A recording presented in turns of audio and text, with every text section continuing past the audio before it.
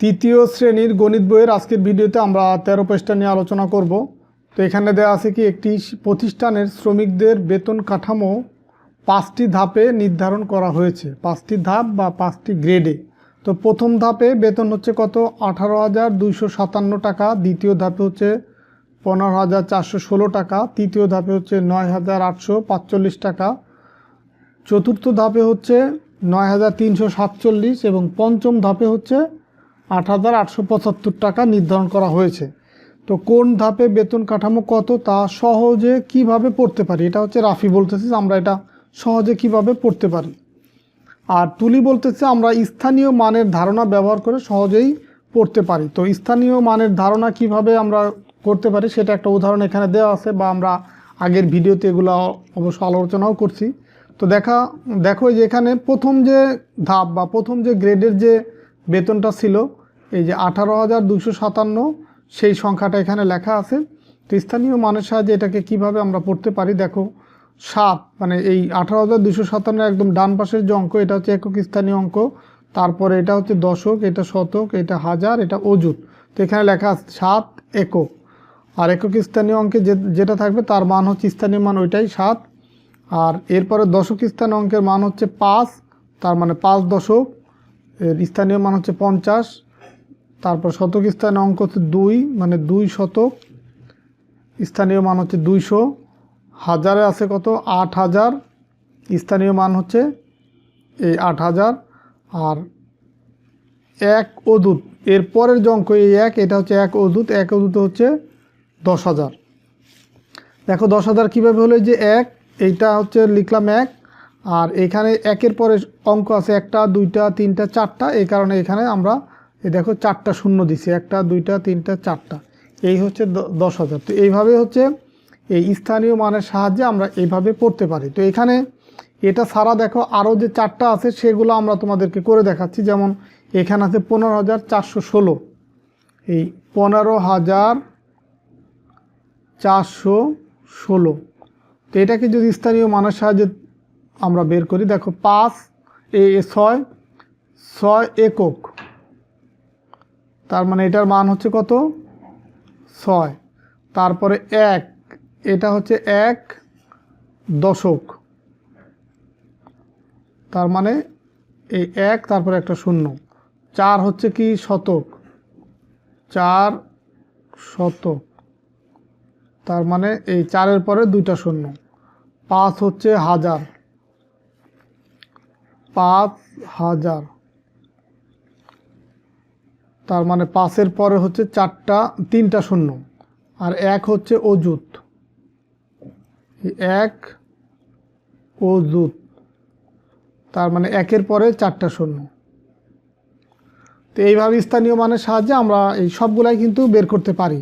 তো এরপরে দেখো 4 অঙ্কের একটা দেখায় যে 9,845, এই যে এইটা দেখাচ্ছে এখন 9,845, 9,845, তার মানে 5 হচ্ছে 5 একক, স্থানীয় মান কি 5।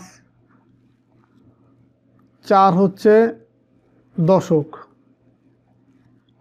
স্থানীয় মান হচ্ছে 4 দশে 40। 8 হচ্ছে শতক,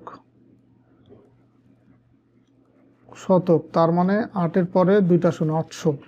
আর 9 হচ্ছে হাজার, 9,000, তার মানে 9-এর পরে এই 3টা শূন্য, এই 9,000। তো এইভাবে কিন্তু আমরা এই যে 9,347 বা 8,845 এই স্থানীয় মানের সাহায্যে এইভাবে এগুলো আমরা প্রকাশ করতে পারি বা প্রকাশ করব। তো এরপরে দেখো সংখ্যাগুলোকে প্রতীক ব্যবহার করে ছোট থেকে বড় আর বড় থেকে ছোট ক্রমে সাজায়। এই সংখ্যাগুলো এখানে দেওয়া আছে, দেখো 5টা সংখ্যা। তো এই 5টা সংখ্যার ভিতরে দেখো এই সংখ্যাটা মানে প্রথম সংখ্যা আর দ্বিতীয় সংখ্যা এখানে অঙ্ক আছে 5টা করে, এই 1 2 3 4 5, এখানেও 5টা অঙ্ক আছে। এরপরের যে 3টা এখানে আছে 3টা অঙ্ক করে। তো যেহেতু এই 5টা অঙ্কের ভিতরে এই 2টার 5টা করে অঙ্ক আছে, 5টা সংখ্যার ভিতরে এই 2টার 5টা করে অঙ্ক আছে, তার মানে এই 2টা হচ্ছে বাকি 3টার তুলনায় বড়। তো আমরা যেহেতু ছোট থেকে বড় ক্রমে সাজাবো, তার মানে এই 2টা হচ্ছে বড়র লাস্টের দিকে থাকবে, মানে ছোট থেকে যদি সাজাই বড় ক্রমে লাস্টের দুইটা হচ্ছে এই দুইটা, যেহেতু এই দুইটা 5 অঙ্কের, তার মানে ছোট সংখ্যা পাবো আমরা এইটা এই তিনটার ভিতরে আমরা ছোট সংখ্যা পাবো। তো কিভাবে পাবো দেখো, এই যার হাজারের স্থানের মানটা সবচেয়ে কম সেটা হবে ছোট। যেমন এখানে আছে 9, এখানে 8, এখানে 9, তার মানে দেখো দুইটাই 9, বাকিটা হচ্ছে 8, তার মানে এই যে 8875 এটা হচ্ছে সবচাইতে ছোট সংখ্যা। তার মানে আমরা এখানে লিখবো 8875। আর এই দুইটার ভিতরে হবে এর চেয়ে একটু বড় সংখ্যা। তো এখন এই দুইটার ভিতরে আমি দেখব যে এই দুইটার ভিতরে আবার কোনটা বড় কোনটা ছোট। তো যেহেতু হাজারের অঙ্ক দুইটারই সমান, তার মানে শতক চিন্তা করব, শতকে এখানে আছে 3, এখানে আছে 8, তার মানে এই দুইটার ভিতরে এইটা হচ্ছে সবচেয়ে ছোট, তার মানে এটার চেয়ে বড় হবে এইটা 9347, 9347। আর এর চেয়ে একটু বড় হবে এটা 9845, 9845।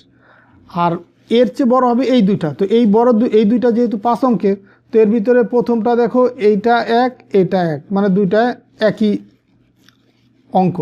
তাহলে আমরা পরেরটা চিন্তা করব, হাজারের ঘরে এখানে 8, এখানে 5, তার মানে এই দুইটার ভিতরে আবার এই 5 যেহেতু ছোট, তার মানে এই অঙ্কটা হচ্ছে ছোট। তার মানে এই তিনটার পরে, এই 4 অঙ্কের তিনটার পরে এইটা বসবে, যে 15416, 15416। এরপরে হচ্ছে সবচেয়ে বড় হচ্ছে এটা 18257, 18257। তো এটা হচ্ছে আমরা ছোট থেকে বড় ক্রমে সাজালাম। এখন বড় থেকে ছোট ক্রমে যদি সাজায়, তার মানে উল্টায় যাবে, মানে বড়টা আসবে আগে। এই 18257, তার চেয়ে একটু ছোট হচ্ছে তোমার এইটা 15416, 15416। তার চেয়ে একটু ছোট হচ্ছে 9845, তার চেয়ে একটু ছোট হচ্ছে 9347। তার চেয়ে একটু ছোট হচ্ছে 8875, বা সবচেয়ে ছোট এটা। তার মানে এইভাবে ছোট থেকে বড়, বড় থেকে ছোট ক্রমে আমি সাজাতে পারি। তো প্রথমে আমরা অঙ্ক সংখ্যা দিয়ে বিবেচনা করব যে কোনটা ছোট বা কোনটা বড়। যার অঙ্ক সংখ্যা বেশি সেটা বড়, যার অঙ্ক সংখ্যা কম সেটা হচ্ছে ছোট। তো এইভাবে আমরা দেখো এই দুইটা যেহেতু অঙ্ক সংখ্যা সমান, তাহলে বাকি তিনটার ভিতরে আমরা আগে ছোট থেকে বড় ক্রমে সাজালাম, তারপরে এই দুইটার ভিতরে যেটা ছোট সেটা দিলাম এই তিনটার পরে, মানে এই তিনটার চেয়ে একটু বড়, আর যেটা বড় সেটা একদম লাস্টে দিয়ে দিলাম। তো এইভাবে আমরা বের করব। 2 নম্বর অঙ্কটা দেখো, সুমনা আপা গত মাসে তার ভাইয়ের বিয়ে উপলক্ষে একটি গহনা ক্রয় করে। গহনা কিনতে তার 97,779 টাকা লাগে। দেখো একক, দশক, শতক, হাজার। তো এই অঙ্কটা সহ আমরা পড়ব, এই কারণে হাজারের সাথে বাম পাশে যে অঙ্কটা আছে, বা এইভাবে বলতে পারি, অথবা এটা হচ্ছে অযুতের স্থান আছে 9, অযুত মানে হচ্ছে 90,000, আর এই 97,789 টাকা লাগে। গহনার মূল্যকে কথায় লিখি, এতে ব্যবহৃত অঙ্কগুলোর স্থানীয় মান নির্ণয় করি। তো দেখো 97,779, তো এটা আমরা এখানে একটু দেখাই বিস্তারিত।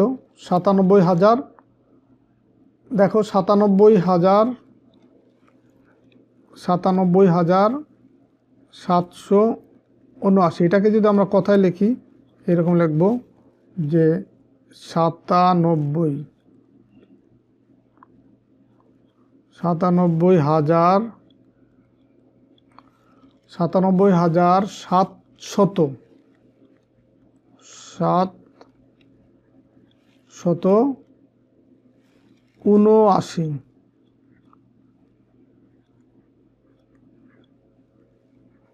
এটা হচ্ছে আমরা কথায় লিখব। এখন স্থানীয় মান, অঙ্কগুলোকে স্থানীয় মান দিয়ে যদি নির্ণয় করি, দেখো যে আগে আমরা এটা করে আসছি অলরেডি। এই 9 একক, তার মানে হচ্ছে 9। আবার 7 হচ্ছে কি দশক, 7 দশক, তার মানে হচ্ছে 70। দশক হলে একটা শূন্য, শতক হলে 2টা শূন্য, এইভাবে করে যাবে। দেখো এরপর আছে কি, পরের 7টা হচ্ছে শতক, শতক হচ্ছে কি 2টা শূন্য, মানে 700। আর হাজার হচ্ছে 3টা শূন্য, 7,000, তার মানে 3টা শূন্য। আর 9 হচ্ছে কি অযুত, অযুত তার মানে হচ্ছে 9-এর পরে 4টা শূন্য, 90,000। তো এইভাবে আমরা স্থানীয় মানটা লিখবো। এটা আগেও দেখাইছি, তারপরে এখানে যেহেতু বলছে দেখাই দিলাম। তো এখন দেখো ওই 3 নম্বর যে প্রশ্ন, 3 নম্বর প্রশ্ন হচ্ছে 2টি আম বাগানের একটি থেকে 89,325 টাকার আম, আবার অপরটি থেকে 89,775 টাকার আম বিক্রয় করা হলো। সংখ্যা দুইটি পরি। তার মানে পরিমাণে কি আমরা পড়লাম যে এটা হচ্ছে 89,325 আর এটা হচ্ছে 89,725। তো প্রতীক ব্যবহার করে ছোট থেকে বড় ক্রমে সাজায়। তো এই দুইটার ভিতরে দেখো এখানে 8 আছে, এখানেও 8 আছে, এখানে 9 আছে, এখানে 9 আছে। যতক্ষণ পর্যন্ত আমরা ভিন্ন না পাবো ততক্ষণ কিন্তু এভাবে তুলনা করতেই থাকবো। এরপরে দেখো শতক স্থানে আছে 3, এইখানে আছে 7। তো এখানে বলছে কি প্রতীক ব্যবহার করে ছোট বড় লিখি। তো এখন এইখানে 3 আছে, এইখানে 7 আছে, তার মানে ছোট কোনটা? এইটা হচ্ছে ছোট। তার মানে এখানে আমরা লিখব 89,325, এটা হচ্ছে ছোট। আর বড় হচ্ছে কোনটা? 89,775, এটা হচ্ছে বড়। আর বড় হলে দেখো এই যে মুখের অংশটা বড় সংখ্যার দিকে যাবে। বা এই সংখ্যাটা যদি আমরা আগে লিখতাম যে 89,775, তখন কিন্তু এই সিম্বল বা এই প্রতীকটা ঘুরে যেত, এরকম হতো। মানে এটা যদি আমরা এই পাশে লিখতাম, দুইভাবে আমরা লিখতে পারি। তো যেটা বড় তার দিকে থাকবে এই মুখটা, আর যেটা ছোট সেই দিকে থাকবে এই সরু অংশটা বা চিকন অংশটা, সেই দিকে থাকবে যেটা ছোট। তো তুমি এটাও লিখতে পারো, এটাও লিখতে পারো। মোট কথা একটা সংখ্যা লিখবা, সেটা যদি বাকিটার চেয়ে বড় হয় তখন তার দিকে এই মুখ থাকবে। আর এটার নাম হচ্ছে বৃহত্তর সিম্বল, বৃহত্তর, বা ইংলিশে বলা হয় গ্রেটার দেন। আর এইটার এইটাকে বলা হয় ক্ষুদ্রতর, তার মানে ইংলিশে বলা হয় লেস দেন। তো এইভাবেই তোমরা আশা করি বুঝতে পারছো। এইভাবেই 13 নম্বর পৃষ্ঠায় যেগুলো ছিল তুলনা করা বা বৃহত্তর বা ক্ষুদ্রতর ভাবে সাজানো, সেটাও আমরা এইভাবে লিখতে পারি। তো ঠিক আছে, সবাই ভালো থাকো, সুস্থ থাকো। আর এই ভিডিওগুলো দেখে যদি তোমরা এই ম্যাথগুলো শিখতে পারো, বুঝতে পারো, তাহলে ভিডিওতে লাইক দেবা বা কমেন্টস করে তোমাদের মতামত জানাতে পারো। তো ঠিক আছে, আল্লাহ হাফেজ।